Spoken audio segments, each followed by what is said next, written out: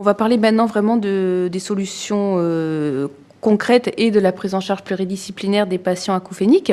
Alors effectivement, on a vu qu'au niveau technique, ça a beaucoup évolué. Docteur Poncet, si on doit résumer, quelles ont été les grandes évolutions de la prise en charge des acouphènes ces 10 dernières années? Bon, on a parlé effectivement des audioprothèses, mais comment ça s'est bien goupillé ces 10 dernières années? Je pense qu'effectivement, comme disait ma collègue, on a de plus en plus d'équipes pluridisciplinaires qui se sont mises en place. Parce qu'avant, il y avait une vraie souffrance du patient qui consultait sans relâche et qui finalement trouvait un peu porte close et pas tellement ni une écoute, ni une démarche bien construite derrière. Donc, au fil du temps, il y a eu des équipes un peu partout en France qui se sont montées, qui sont très solides. Ces 10 dernières années également, on peut dire ça? Ces 10 dernières années, oui. Ouais, oui, c'est vraiment, c'est sûr ces 10 dernières années. Je dirais qu'avec Bruno Frachet, on s'occupe d'acouphènes depuis un peu plus de 20 ans. Et qu'il y a 20 ans, dans les congrès, on n'était pas très nombreux. Depuis 10 ans, on a du mal à rentrer dans les salles et il y a de plus en plus de monde. Donc ça, c'est assez significatif. Il y a eu plein de projets qui se sont créés. On voit que les professionnels essayent d'innover, de prendre en charge un peu différemment. On a eu de plus en plus d'outils, parce qu'effectivement, au niveau des traitements médicaux, on est quand même toujours un peu à la recherche d'une solution miracle, mais compte tenu qu'il y a plusieurs causes, plus de 50 causes d'acouphènes, bien évidemment, on n'a pas la pilule miracle, mais on a différents moyens de s'en sortir. Ouais. Et si on veut les lister brièvement, les traitements qui existent aujourd'hui? Les traitements qui existent aujourd'hui restent quand même des traitements de la maladie qui cause l'acouphène. Donc effectivement, si c'est une maladie d'oreille interne, ça va être par exemple le traitement de la maladie de Ménière si c'est une maladie de Ménière. Si c'est une otospongiose, là ça va être un peu plus difficile. Et là c'est le geste chirurgical qui peut-être amènera quelque chose. Mais comme on le disait tout à l'heure, c'est lorsqu'il y a une perte auditive, c'est redonner du son, redonner du sens à ce qu'écoutent les patients, même si la perte auditive n'est pas forcément bien identifiée. Ça, c'est aussi notre rôle de dire, d'expliquer l'examen de l'audition et de dire, regardez, là, il y a une petite perte et là, il faut faire quelque chose. C'est important de vous redonner du son. D'expliquer, moi, je pense que de plus en plus, on essaye d'expliquer aux gens ce qui leur arrive. Parce que avec beaucoup d'images, on peut leur montrer qu'en fait, il y a tout un parcours qui va se mettre en place et que finalement, ils vont arriver à compenser. Moi, je prends souvent cette image que vous pouvez ressentir tout de suite, c'est-à-dire que je dis aux gens, vous avez des habits, avant que je vous en parle, vous ne sentiez pas vos habits, vous les avez enfilés ce matin, vous les avez sentis, mais là maintenant, juste avant que je vous en parle, vous les sentiez pas. Par contre, là, on en parle, vous les sentez. Donc, c'est essayer aussi de bien reconnaître ce qui se passe. Il faut expliquer parce que je pense que le pire pour la personne, c'est de ne pas comprendre ce qui lui arrive. Donc ça, c'est important. Ça, pour moi, c'est dans l'arsenal thérapeutique. Donc après, évidemment, il peut y avoir la thérapie sonore, il peut y avoir la prothèse auditive s'il y a une perte auditive identifiée. Et puis, comme je dis souvent, les gens sont dans une spirale infernale. Donc, quel que soit le moyen d'en sortir, si ça va être un traitement antidépresseur parce qu'ils sont en dépression suite à ce problème, il faudra et bien évidemment prendre un traitement antidépresseur, mais aussi aller voir le psychologue ou le psychiatre qui va aider à s'en sortir. Si la personne n'est pas à ce niveau de souffrance ou s'il y a d'autres moyens d'aider, il y a la sophrologie, il y a l'hypnose, il y a l'acupuncture. Chacun a finalement un traitement qui va lui coller, qui va bien correspondre à la personne. C'est pour nous, thérapeutes, pas toujours simple à identifier. Et les gens disent, finalement, ils tâtonnent, machin.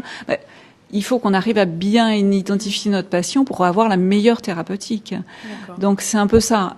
Et maintenant, on en parlait tout à l'heure, il y a des thérapies plus invasives puisque on sait très bien que nous, en surdité profonde bilatérale de l'adulte, on a des patients qui sont implantés cochléaires et finalement, dans 85% des cas, ça améliore énormément l'acouphène. Donc, je dirais, on a de la chance, on est au XXIe siècle et il y a vraiment tout un arsenal thérapeutique à notre portée. Donc c'est à nous de bien mettre le curseur et à trouver le bon traitement pour la personne qu'on a en face de nous. Voilà, donc si on parle effectivement des différents professionnels de santé impliqués, donc on en a déjà quelques-uns autour de la table, donc ORL, sophrologue, audioprothésiste, psychologue, psychiatre, hypnotiseur, acupuncteur, et qu'est-ce qu'on peut citer? Ostéopathe, stomatologue, voilà. Également. Le médecin interniste, parce que, comme je dis souvent, quand un patient a un trouble de la thyroïde ou quand il y a une hypertension mal contrôlée ou quand il y a un traitement antihypertenseur qui ne va pas bien, ça peut aussi empêcher la compensation des acouphènes. Donc, les partenaires sont multiples. Et donc le médicament miracle n'existe pas. Non. Quand on entend des compléments alimentaires qui sont censés guérir les acouphènes, ça je pense qu'on est sur de la poudre de perlimpinpin.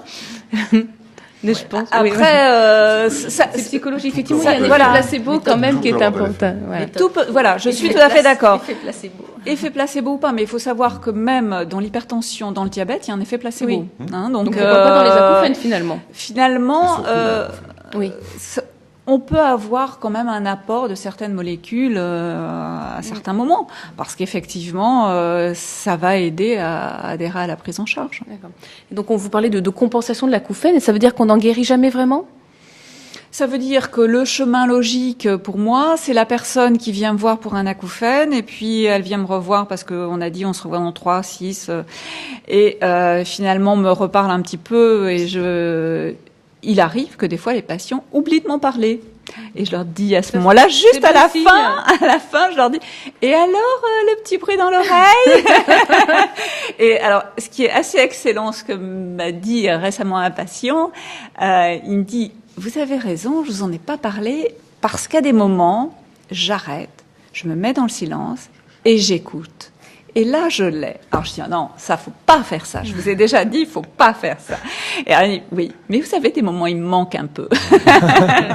Donc, vous voyez, un compagnon au quotidien. Voilà. Ouais. Je pense qu'effectivement, je reconnais qu'à des moments, c'est une grande souffrance, et à des moments, ça rentre un peu dans l'ordre.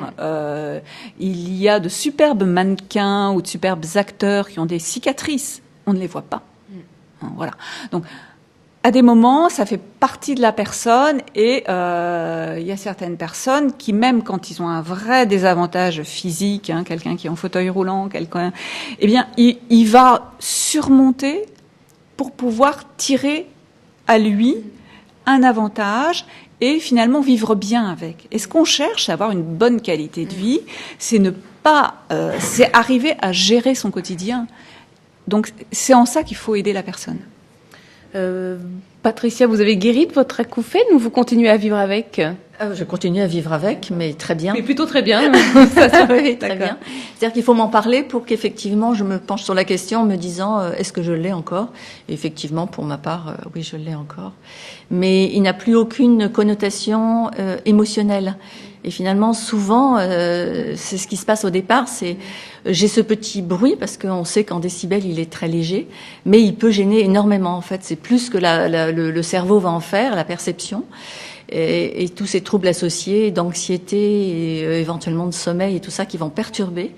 Et donc, nous, avec la sophrologie, justement, on va pas mal aider sur ces troubles associés pour essayer d'enlever, en tout cas, à ce bruit, toute cette connotation émotionnelle aversive, qui parfois, on le sait, peut vraiment être dramatique dans la vie de la personne. Effectivement, on parle d'émotion. Eric, ça veut dire qu'une première visite d'un patient acouphénique qui vous a été envoyé par un ORL, par le docteur Pourcier, enfin vous n'êtes pas vraiment sur les mêmes zones géographiques, ça n'a rien à voir avec la première visite d'un presbyacousique standard? Pas du tout. Pas du tout. C'est vrai que pour moi, une consultation acouphénique, c'est déjà un premier rendez-vous d'1h30. Avec un état d'esprit complètement différent, où on est dans une écoute active de la personne parce qu'elle a vraiment besoin de parler de ses problèmes. Et cette écoute nous permet de dépister beaucoup de choses, déjà de comprendre un petit peu la personne. On a une très grosse partie de bilan complémentaire à ce que la personne vient de nous dire, pour derrière déboucher très vite sur de l'éducation thérapeutique, c'est-à-dire véritablement expliquer certains phénomènes, faire des démonstrations, donner beaucoup d'images pour que la personne commence de comprendre un petit peu quel mécanisme aurait pu enclencher son acouphène. Alors s'il y a des personnes qui sont selon l'histoire, qui sont convaincus que le acouphène est lié à un traumatisme sonore, est lié à un choc émotionnel. Donc quand on peut identifier un trigger, un déclencheur de l'acouphène, il faut expliquer comment ça a pu s'engrainer tout ça pour générer un acouphène invalidant, gênant. Et comme l'a très justement dit madame, c'est que un tout petit acouphène peut être très très invalidant. Il peut être, on va dire, mis en avant et occulter tout le reste. Donc, consultation, c'est véritablement qu'est-ce que je vais pouvoir faire avec ce patient, qu'est-ce que je vais lui proposer comme solution, et derrière lui expliquer la solution, parce que c'est quelque chose qui n'est pas compris et c'est pas surtout ce que le patient veut à la base. Un patient, il veut qu'on lui enlève, on lui diminue son acouphène, on lui enlève la gêne. D'ailleurs, on ne parle pas d'enlever l'acouphène, on parle de diminuer la gêne. Et donc, il faut lui expliquer quel chemin on va faire. Et comme c'est un chemin qui est un petit peu long, une éducation, une restimulation, une réapparentation auditive, soit par amplification, soit par générateur de bruit, a une efficacité qu'on va mesurer souvent à 6 mois. On attend souvent 6 mois pour avoir les résultats optimisés. Eh bien, il faut faire adhérer la personne à ça avant de commencer quoi que ce soit. Donc, si on ne fait pas d'explication, d'éducation avant, on la fait pas adhérer, et si elle n'est pas prête à se projeter avec nous sur le long terme, ben ça marchera pas. D'accord. Et vous le disiez en préparant cette émission que vous avez certains patients qui arrivent complètement désespérés chez vous. Oui. Et il faut lui faire comprendre qu'il faut peut-être encore attendre 6 mois pour avoir des résultats. Disons que souvent, ça m'arrive très souvent d'avoir des patients qui ont des toutes petites pertes, des acouphènes qu'ils n'ont pas depuis très longtemps. Ils arrivent très invalidés, très gênés. Et puis, on fait un test, on vérifie que leur acouphène est lié à un petit scotome, qu'ils ont une très bonne inhibition. Donc, je vais générer un bruit qui va leur enlever leur acouphène pendant 1, 2, 3 minutes. Donc déjà, c'est un énorme soulagement pour eux de montrer que le cerveau peut filtrer ça. Et quand c'est des acouphènes qui sont pas très récents, je leur dis, écoutez, on va se laisser 3 à 6 mois pour laisser votre cerveau essayer de faire le job tout seul. C'est-à-dire qu'on ne va pas forcément s'orienter tout de suite sur une prise en charge audioprothétique lourde et chère, parce que pour surtout des personnes qui ne sentent pas leur perte auditive, c'est quelque chose qui est des fois difficile. Quand il y a une perte auditive, de toute façon, si on ne corrige pas la perte auditive, on n'arrive pas à grand-chose. Mais quand la perte est très très légère, de laisser le cerveau faire le travail. Mais bon, on revoit une partie de ces personnes qui nous disent vous m'avez beaucoup aidé, mon acouphène je l'ai toujours, mais il ne me gêne plus. Et puis d'autres qui n'arrivent pas à s'y habituer, ceux-là on les prend en charge après. Fabio, je crois savoir que Amplifon a développé des outils très spécifiques pour la prise en charge des patients acouphéniques dans les centres de votre réseau. Je crois, Eric, vous avez amené des slides, des documents pour nous montrer de quelle manière ça fonctionne chez vous. On a développé dans un outil de bibliothèque d'information des slides d'explications que l'on va montrer aux patients pour lui donner des informations médicales, des fois un peu simplifiées, mais pour essayer de lui faire comprendre le fonctionnement de son cerveau, essayer de faire comprendre certains mécanismes. Pourquoi est-ce qu'on a un système auditif qui est actif? Je crois que nous les voyons ici. Voilà, donc là c'est le plan. On va expliquer un petit peu le fonctionnement du système auditif, expliquer le fonctionnement de filtration de la perception. C'est-à-dire qu'on a un cerveau qui peut entendre que ce qu'il veut, qui peut augmenter une perception. Je dis typiquement un petit bruit auquel on ne s'attend pas, va être un signal d'alarme et va être magnifié en termes de perception. Un exemple très courant que je donne, vous êtes dans votre voiture, vous entendez un petit bruit dans votre moteur, pas comme d'habitude, qui est générateur de stress, vous n'entendez plus que ça, vous focalisez dessus. Et donc le cerveau va décider de ce qui va être perçu ou moins perçu. On peut vivre dans une rue très bruyante, à côté d'une cascade, et ne plus être du tout gêné par ces bruits-là, le cerveau les filtre complètement. Donc l'état émotionnel et la coloration émotionnelle du son va décider de la sonie, la sensation qu'il va y avoir dans l'oreille. L'acouphène, à ce même titre, tant qu'il est considéré comme une menace ne peut pas être filtrée par le cerveau. Et donc il faut rassurer, expliquer que l'acouphène, c'est pas le problème initial. Le docteur parlait tout à l'heure de cicatrice, c'est un terme que j'aime beaucoup. Il y a une perte auditive, ça génère un acouphène, mais c'est pas l'acouphène qui a généré la perte auditive.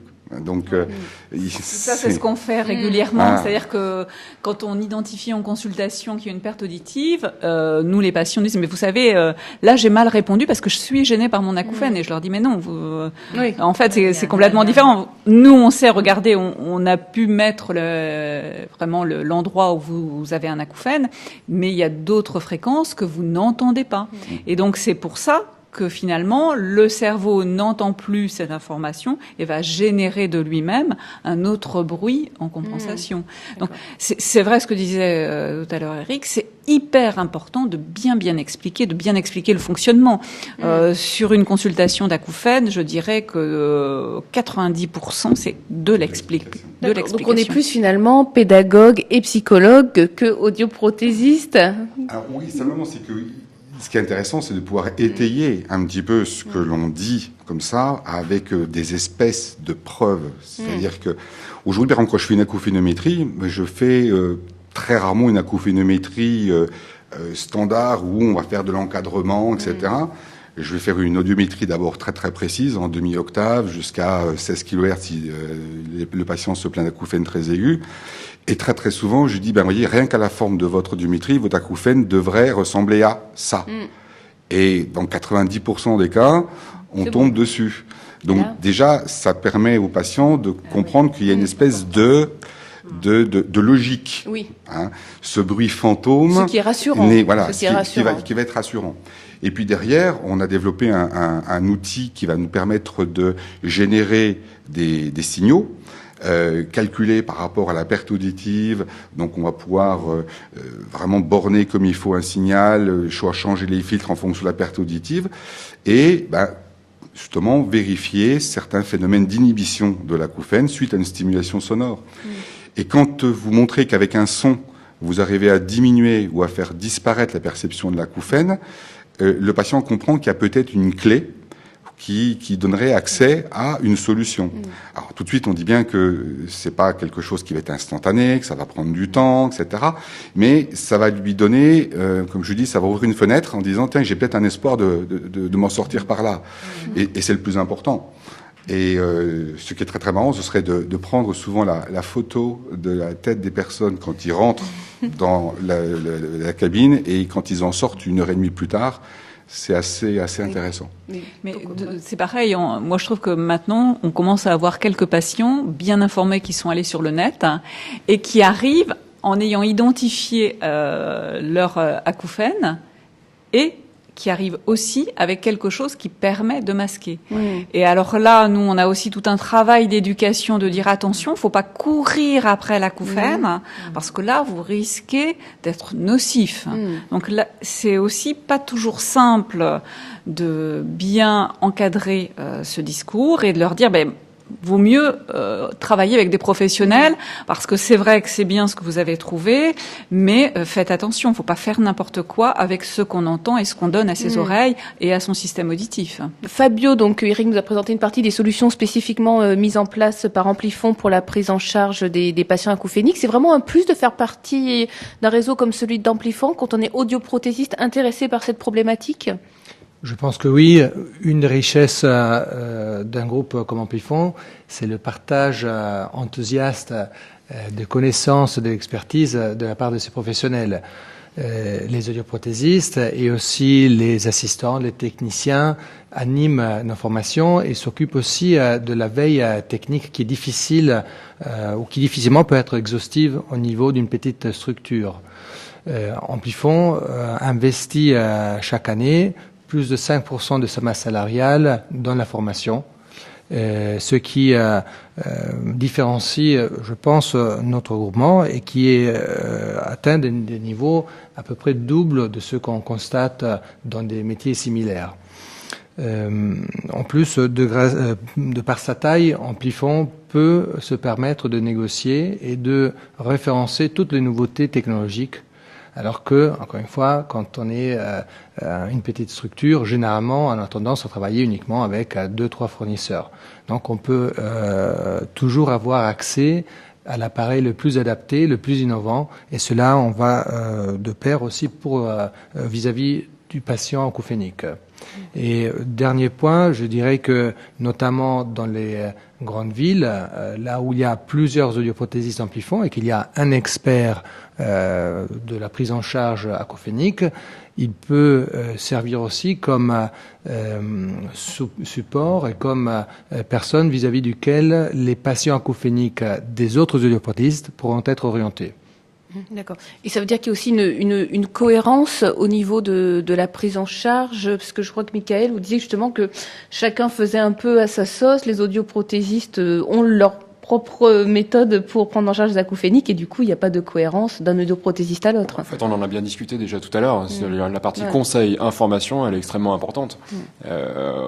Largement, voire même plus que l'amplification de l'appareil ou en tout cas la solution, entre guillemets, l'outil acoustique qu'on va délivrer aux patients. Donc c'est vrai qu'avoir un message cohérent, bien construit, il est extrêmement important. Et dans une structure comme celle d'Amplifon, oui, ils peuvent se permettre effectivement d'avoir ce message et d'avoir un message qui soit bien construit.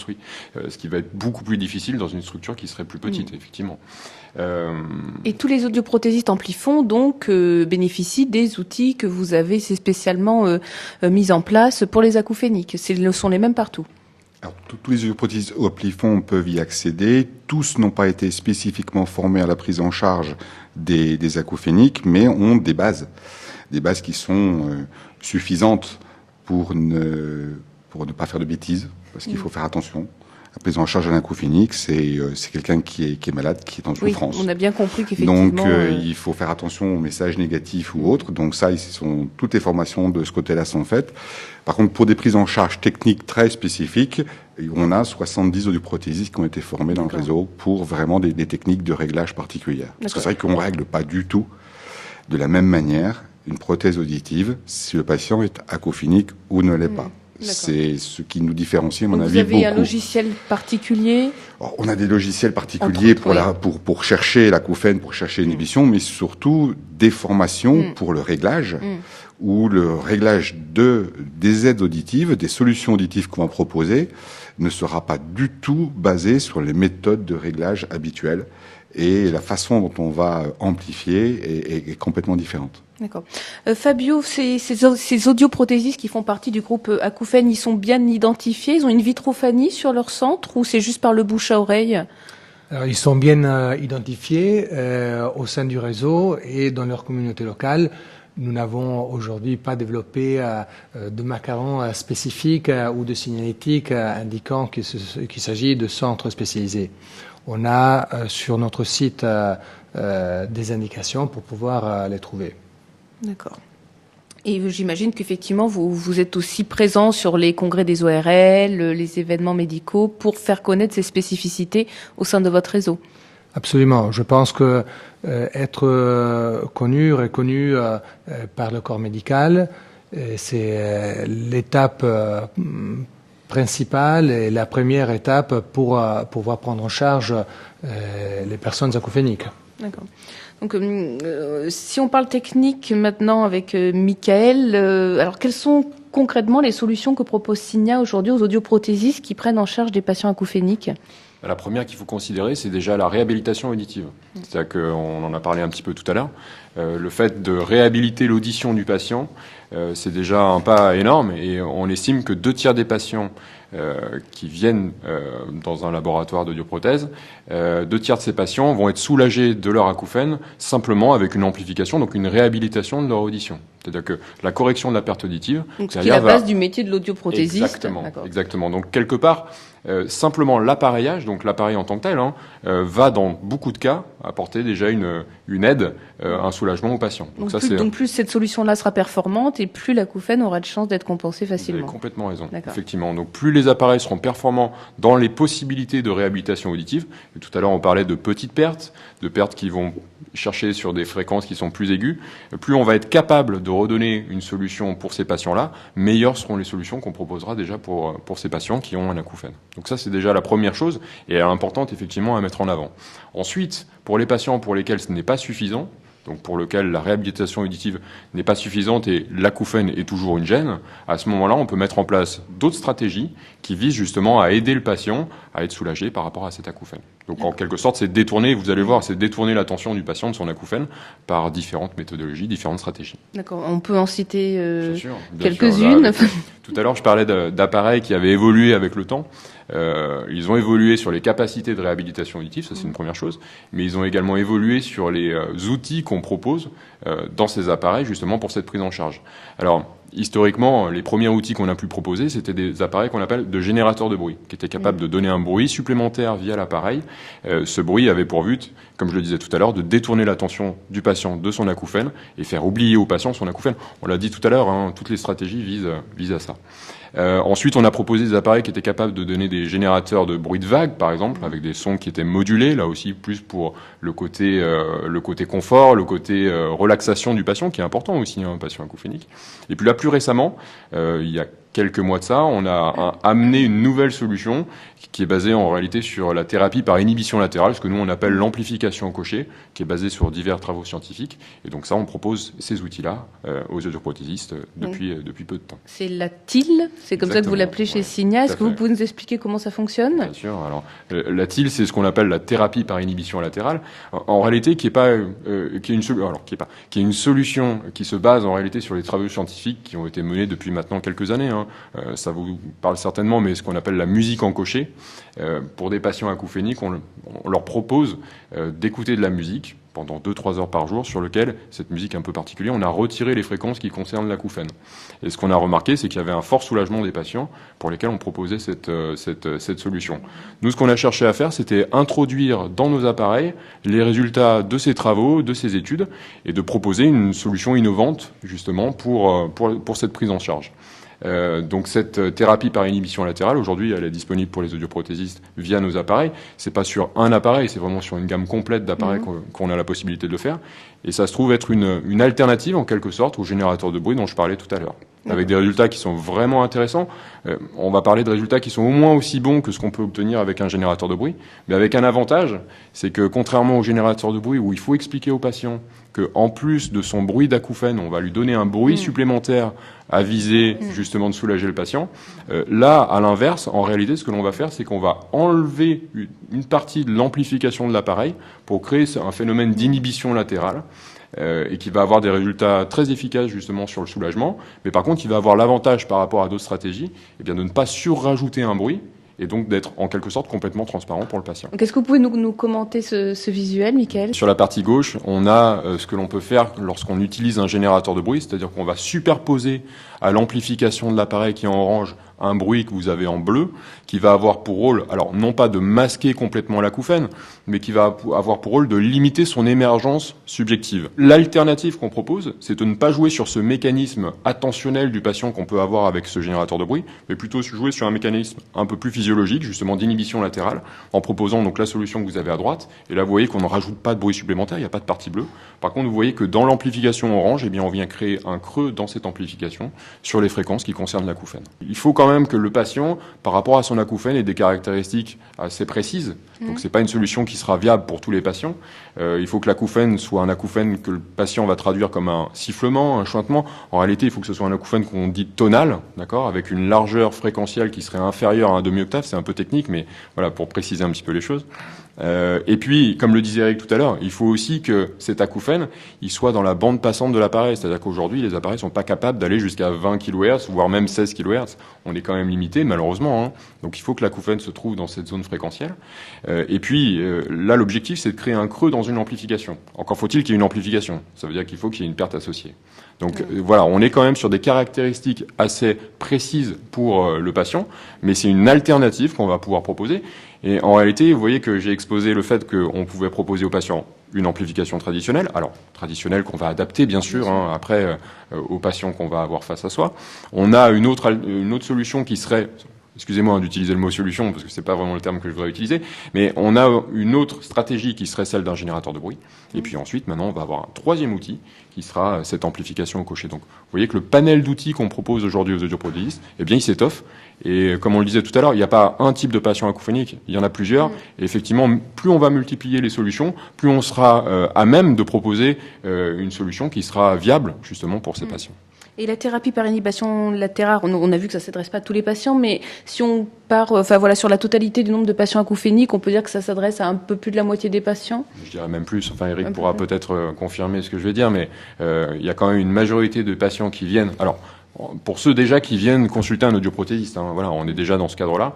Pour les patients qui viennent consulter un audioprothésiste et qui ont un acouphène, globalement, ça représente quand même, je dirais, 3/4 des patients qui peuvent correspondre à ces caractéristiques-là. C'est une technique un petit peu récente, donc on n'a pas vraiment de chiffres. C'est certain que c'est basé sur des études qui marchaient au niveau de la musique. Je pourrais compléter simplement ce que tu as dit sur amplification cochée, c'est qu'il y a aussi une suramplification sur les bords de la zone inhibée, et c'est justement certainement cette suramplification sur cette zone-là qui permet d'aller inhiber la zone de l'acouphène. Donc ça, c'est il y a des réglages à trouver, il y a des choses à mettre au point. C'est quelque chose de récent, et en plus on teste nous les résultats à 6 mois. C'est difficile pour l'instant. Oui, c'est une méthode qui a 6 mois. Enfin voilà. C'est une méthode très récente, mais c'est vrai qu'elle est basée sur tous les travaux qui étaient basés sur la musique en cocher. Et ça, on a entre guillemets un historique de plusieurs années déjà avec des résultats qui sont intéressants.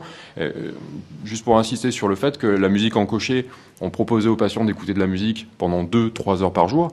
Là, ce qu'on propose, c'est effectivement d'avoir une thérapie qui se fera tout au long de la journée, donc avec une efficacité qui sera certainement encore majorée par rapport à ce qu'on a pu avoir. Par contre, c'est important de souligner que tous les patients ne peuvent pas en bénéficier parce que effectivement, c'est pas toujours évident d'avoir un acouphène tonal bien particulier.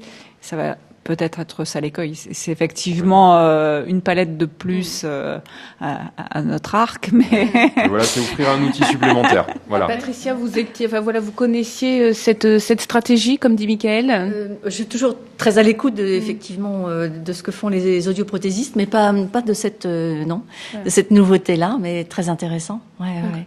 Il faut imaginer, c'est un outil supplémentaire, qu'on donne à l'audioprothésiste. Il ne faut pas imaginer qu'il n'y a pas juste quelque chose à enclencher, c'est à régler, c'est du travail en plus. Donc, effectivement, ça nécessite de la formation.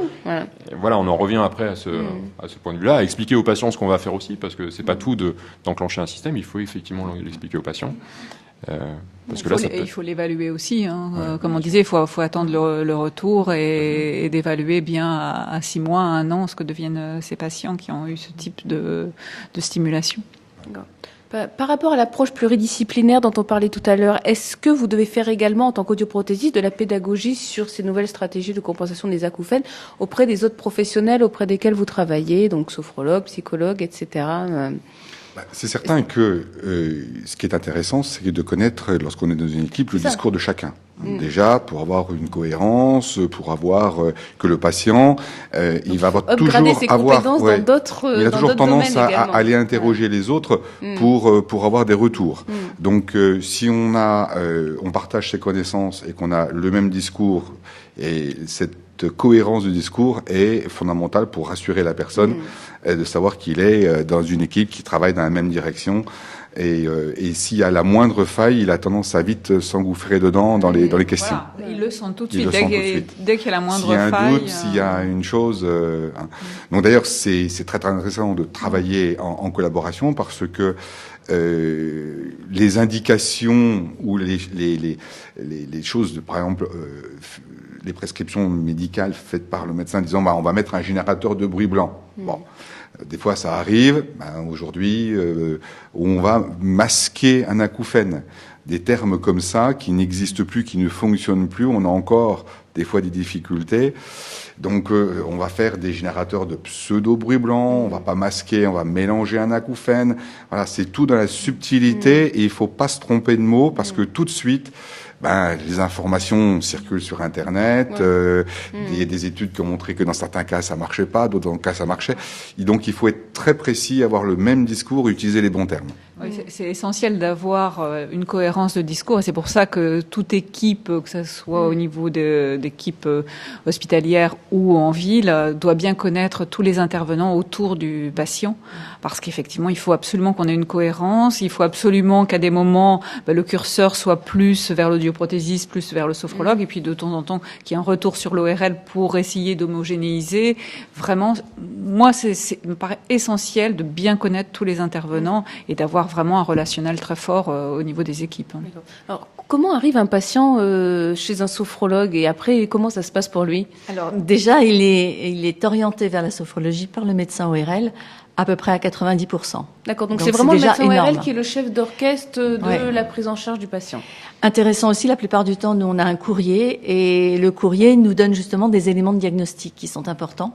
S'il y a une perte auditive non appareillée, évidemment, notre voix, on va en tenir compte. Et puis, dans ces éléments de diagnostic, il y a souvent aussi les troubles associés. Est-ce que c'est un patient qui est effectivement assez anxieux? Est-ce qu'il a des troubles de sommeil? Est-ce que sa vie professionnelle aujourd'hui est gênée ou est-ce que c'est plutôt dans sa vie personnelle? Donc voilà, tous ces facteurs sont extrêmement importants pour nous. On va s'appuyer aussi sur des questionnaires. Alors, quelquefois, ce sont les mêmes que le médecin ORL. On a soit le résultat par le médecin ou alors on le refait. Ce sont des questionnaires justement pour mesurer la gêne et le handicap du patient, qui va nous permettre aussi, nous, après, de monter nos protocoles de séance en fonction de ce qui nous a été dit. Et je crois que le rôle du sophrologue aussi va être beaucoup d'écouter, énormément d'informer, d'avoir le même discours que nos collègues et rassurer. Je crois qu'on est aussi beaucoup là pour rassurer. Et si le patient se sent pris en charge justement par une équipe, il le dit et ça fait vraiment partie de l'amélioration qu'on va avoir.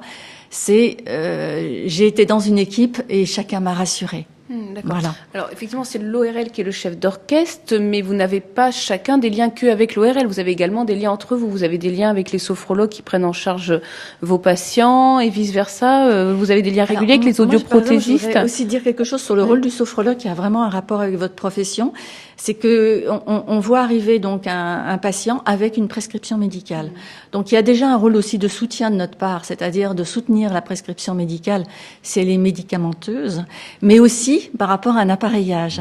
Et là, j'ai le cas très récent de quelqu'un qui en plus qui était dans le milieu médical, mais qui m'a dit non, il est hors de question que je porte un appareil.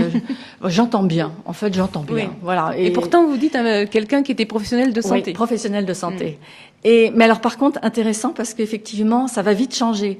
Donc rien qu'à la fin de la séance, il m'a dit je réfléchis quand même à ce que vous m'avez dit parce que je ne pensais pas que ça pourrait m'améliorer. Ça pourrait améliorer à la fois, évidemment, son environnement sonore. Ça pourrait améliorer au niveau de la prise en charge de l'acouphène et puis aussi de la communication avec l'extérieur et avec son milieu professionnel et son milieu familial. D'accord. Donc, et il est revenu en me disant, Madame Grévin, j'ai pris rendez-vous, j'ai suivi votre conseil et j'ai pris rendez-vous avec l'audioprothésiste. Et la 3e séance, il avait vu l'audioprothésiste et il portait les appareillages. Ça, c'est, j'allais dire, le top. Voilà. On n'a pas toujours ça en 3 séances. Quelquefois, il nous faut un parcours plus long pour que le patient se décide à un moment donné de dire « Oui, je crois que vous avez raison, je vais essayer ». Donc, je crois qu'on a vraiment ce rôle avec les audioprothésistes aussi d'appuyer la prescription médicale et d'accompagner. Je pense que c'est vrai qu'au niveau d'une équipe, tout le monde interagit. C'est vraiment des interactions. Voilà, c'est pas que centré, c'est vraiment des interrelations. Donc vous appelez, voilà, tout le monde s'appelle. D'accord. Okay. Que ça soit le psychologue, sophrologue, l'hypnotiseur peut dire effectivement, écoutez, relancer sur l'audioprothésiste, relancer sur une thérapie, relancer parce que, par exemple, on a demandé un bilan génétique ou on a demandé quelque chose qui ne plaît pas forcément au départ, et le fait qu'il y ait un autre intervenant qui va reprendre les propos, soit du médecin, soit de l'audioprothésiste, ça va un petit peu reboucler mots-clés et va faire avancer dans sa réflexion le patient. Parce qu'effectivement, il y a des étapes. C'est normal, comme pour tout processus, il y a des étapes, il y a des moments d'acceptation, il y a des moments de refus. Et ça, il faut bien en avoir conscience. Et c'est pour ça que c'est intéressant d'être épaulé et de travailler vraiment tous ensemble. D'accord. Donc on voit que parfois ce sont les sophrologues qui vraiment incitent le patient à aller chez l'audioprothésiste pour tenter un appareillage. Vous, de votre côté, ça vous arrive de les inviter très fortement à aller voir un sophrologue, un psychologue, sans avoir le droit de prescrire, évidemment? Alors, de toute façon, dans ce cas-là, on prend contact avec l'ORL et on va simplement, éventuellement, lui donner l'indication comme quoi on pense que ce serait bien qu'il voit quelqu'un. Ça se passe comme ça, c'est-à-dire qu'on n'a pas le droit de réorienter vers quelqu'un d'autre en tant qu'audioprothésiste. Pour l'audioprothésiste, le confort de travailler en équipe ou de travailler avec plusieurs personnes, c'est que on n'a pas un résultat instantané et dans certains cas, et que le soutien des autres personnes aide la personne à porter la solution auditive et à améliorer les résultats au fur et à mesure des semaines. Donc c'est vrai que c'est un soutien non négligeable. Et puis on n'a pas toujours de réussite. C'est-à-dire que quand on se lance dans une thérapie sonore, on a des très gros taux de réussite, mais c'est jamais du 100%. Et derrière, on est bien content d'avoir d'autres membres de l'équipe pour soutenir la personne, parce que il faut passer dans d'autres choses. Lorsque la prise en charge de thérapie sonore ne fonctionne pas, le sophrologue derrière, le psychiatre peut apporter des solutions évidentes. Voilà, des fois la solution va être apportée au moment où il s'y attend le moins et par la personne. C'est vrai que des fois, nous en consultation, on essaye d'orienter un petit peu le patient. On voit tout de suite que par exemple, il n'est pas question de parler psy, et puis parce qu'on va adresser en sophrologie ou parce qu'on va adresser à l'audioprothésiste, le patient revient et dit oui, effectivement, il m'a aussi parlé de voilà, et on peut avancer un petit peu notre pion sur l'échiquier et finalement trouver petit à petit la solution, parce que on va tous interréagir les uns avec les autres. Et c'est ça l'intérêt des équipes pluridisciplinaires. D'accord. Mais en fait, quand on parle d'équipe pluridisciplinaire, ça ne veut pas dire forcément dans une unité de lieu. Ça peut être tout à fait chacun son cabinet ou son centre. Absolument, parce que c'est difficile. On aimerait bien tous être réunis sur un même plateau comme ici. Malheureusement, on n'y arrive pas, mais on voit que de plus en plus, il faut s'élargir à d'autres thérapies non conventionnelles et qui sont pas toujours bien acceptées. La méditation. Non. Moi, je n'ai rien contre. Ouais. Je pense qu'effectivement, il y a une grande dimension psychologique. L'effet placebo peut se trouver n'importe où. C'est pas, dire l'effet placebo en donnant une connotation négative, c'est pas comme ça qu'il faut voir les choses, je pense. Réellement, on aide le patient par certaines thérapies. Il faut arriver à lui faire accepter quelque chose qui va correspondre à là où il tend, là où il veut, et simplement lui dire voilà, on veut aussi vous emmener là, et finalement c'est un chemin qu'on va faire ensemble, et il faut pas être en refus, lui dire non, méditation absolument pas, ça vous apportera rien. Voilà. Ce qu'il faut simplement, c'est faire attention, comme dans toute profession, il y a des charlatans, il y a des gens sérieux, donc il faut plutôt, et c'est pour ça que c'est important d'avoir des fois plusieurs cartes et de se dire nous, on préférerait que vous alliez voir telle ou telle personne. Et souvent, il faut pas en donner une, mais il faut en donner 2 ou 3, parce que très honnêtement, il faut pouvoir. Et puis, même, il y a certains patients qui vont coller avec, par exemple, un ou une sophrologue, et puis pas avec une autre. Donc, il faut vraiment arriver à trouver. Il y a des dimensions personnelles. C'est comme pour un ORL. Il y a des patients qui vont s'épanouir avec tel ORL en disant ça y est, cette ORL a trouvé vraiment comment me soulager, et celui-là non, je suis allée voir, c'est rien du tout, et il ne m'a rien apporté. C'est vrai que c'est important. Il faut arriver à faire avancer le patient, lui faire, par exemple, accepter une prothèse, alors qu'au départ, il n'était pas question qu'il ait une prothèse. Il vous le dit d'emblée, il s'assoit, il vous le dit. Et chaque professionnel a son rôle dans cette conviction qu'on doit lui apporter. Je viens vous voir parce que j'étais voir le docteur du Schmoll du Chombier. Il m'a dit, ça passera avec une prothèse. Moi, je veux pas de prothèse. Et vous regardez l'audiogramme, vous dites, petit coco, ça passera avec la prothèse, mais on va, voilà. Et petit à petit, on va arriver parce que peut-être que le confrère ne lui a pas bien expliqué. Justement, on en parlait tout à l'heure. Mais l'éducation thérapeutique, c'est surtout que la solution doit venir du patient lui-même. C'est vraiment ça qu'il faut prendre en compte. Il faut pas lui asséner des choses par le haut. Il faut vraiment l'aider à monter. Il faut qu'il soit vraiment acteur. Il faut qu'il soit acteur de sa prise en charge. D'accord. Et est-ce qu'on a pu chiffrer finalement les bénéfices de cette approche pluridisciplinaire qui est relativement récente par rapport à avant il y a 10 ans? Ça, c'est difficile. Oui, on se regarde tous. On a essayé au niveau de la prépa. On sait que c'est mieux qu'avant, mais est-ce qu'on peut le quantifier? De valider aussi au niveau des questionnaires, sur un grand nombre de patients pour voir au niveau des échelles de VA et des questionnaires. Mais jusqu'à présent, à ma connaissance, il y en a pas sur les équipes pluridisciplinaires. Par contre, nous, en sophrologie, on est sur une préétude qui a été faite en 2012 et qui va vers un protocole de sophrologie qu'on va essayer de valider scientifiquement. D'accord. Et le promoteur, c'est l'Observatoire national de la sophrologie. Mais c'est un gros travail sur lequel on est déjà depuis plusieurs années. Pour essayer d'aider aussi par rapport à la prise en charge, parce qu'on sait que cette prise en charge aussi, pour le moment, peut être prise en charge par des mutuelles, mais pas forcément pas du tout par la sécurité sociale. Par certaines complémentaires santé, mais d'accord. Fabio, est-ce que vous mettez en relation les audioprothésistes qui sont experts acouphènes avec d'autres professionnels de santé, donc sophrologues, ORL, psychologues, etc. Il y a tout un travail qui se fait de mise en relation? Le travail est dans la plupart des cas local, c'est-à-dire l'audioprothésiste a son centre ou ses centres, s'il est sur 2 sites, dans de certaines villes, certains emplacements.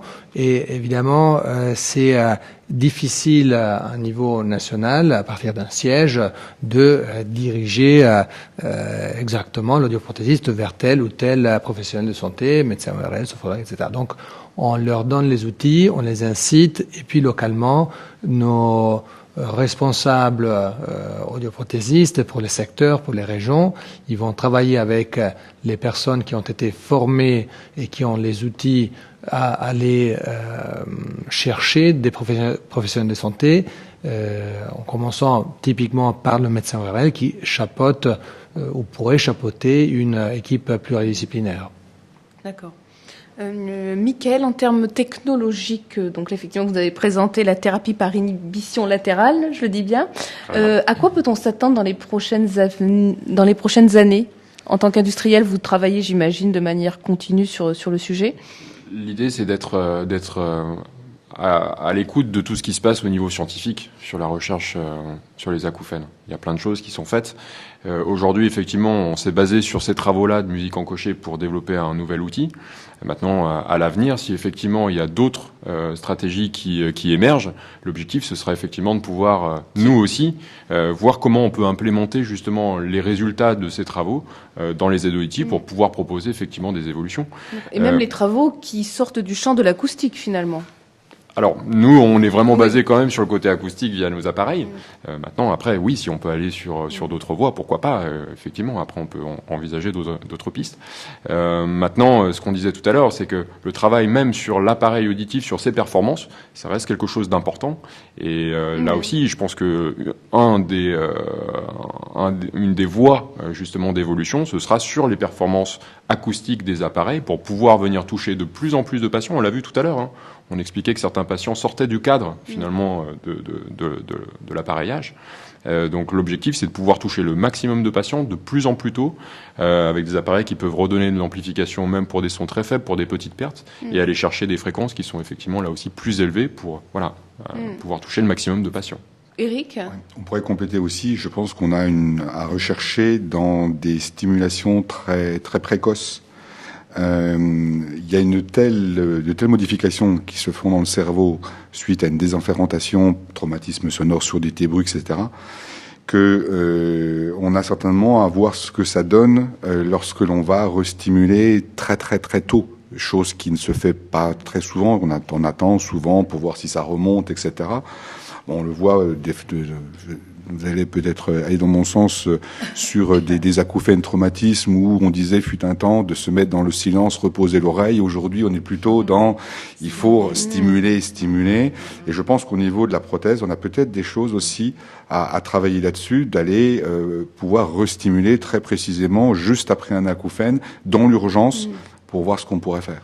C'est un petit peu les travaux qui disent qu'effectivement, il y a une réorganisation qui se fait autour des zones qui ont été lésées et qui peuvent être délétères et qui peuvent engendrer un acouphène. Donc effectivement, on a intérêt à tout de suite redonner du sens à ce qu'entendent les patients le plus tôt possible. Alors, bien évidemment, on est un petit peu déséquilibré au tout départ parce qu'on sait qu'il y a par exemple, après un traumatisme sonore, on a dans le premier mois des chances de guérison, mais passé ce mois, malheureusement, on sait très bien que les lésions sont un peu fixées, qu'on n'a plus grand-chose à faire. Donc, dans le traumatisme sonore, il y a les 72 premières heures qui sont cruciales, 8 jours passent encore. 1 mois, on peut peut-être récupérer, mais passer ce mois, c'est terminé. Donc, très honnêtement, passer 1 mois, il faut commencer à dire, voilà, maintenant, on envisage la correction au sens pur du terme. Ça, je suis tout à fait d'accord avec vous. Moi, j'attends généralement ce mois, mais après le mois, il faut rapidement y penser. D'accord.